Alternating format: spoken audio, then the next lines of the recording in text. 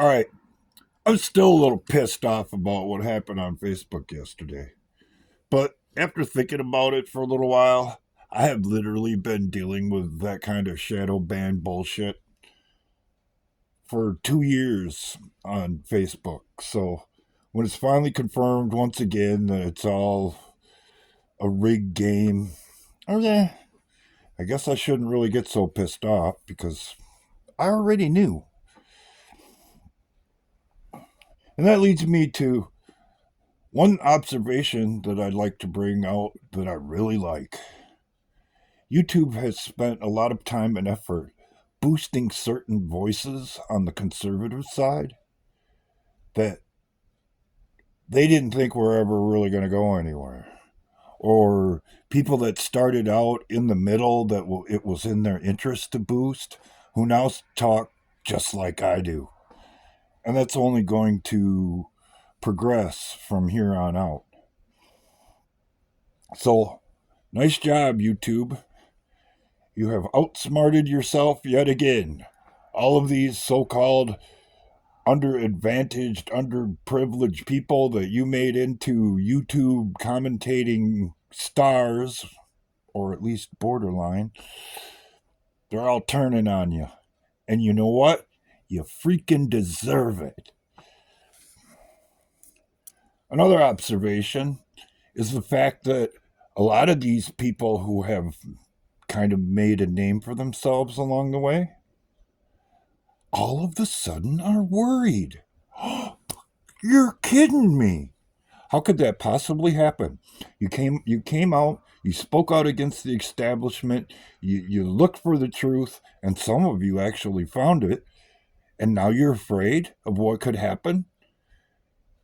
You should have never started commenting on this in a public manner in the first place if you didn't know eventually that was going to happen.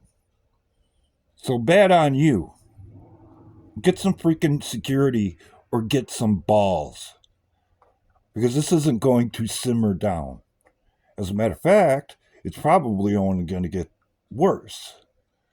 Because the news is today that Bob Iger, the head of Disney, is going to reinstate Jimmy Kimmel, and it probably has to do with the fact that his stations are being attacked because Disney owns ABC, and there have been death threats made against his life.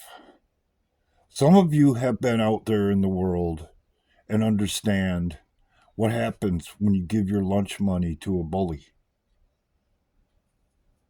Anybody? He comes back and takes it again. You stand up to a bully, you stand your ground, or you get bullied some more. And that's why this isn't going to back off. That's why this isn't going to simmer down. I suppose only a parent, or anybody with any sense would get this. How many things have to be broken? How many things have to be burned? How many people have to be injured or worse before we deliver the spanking deserved? Now, is that up to Donald Trump to deliver that spanking?